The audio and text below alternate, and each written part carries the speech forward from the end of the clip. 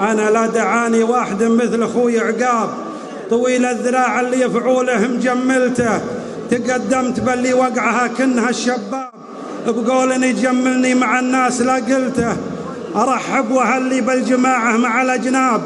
على كيس من كرس جهوده ومرجلته، حليف المراجل سمعته نورها ما غاب، وريث الكريم اللي عسى الخلد منزلته،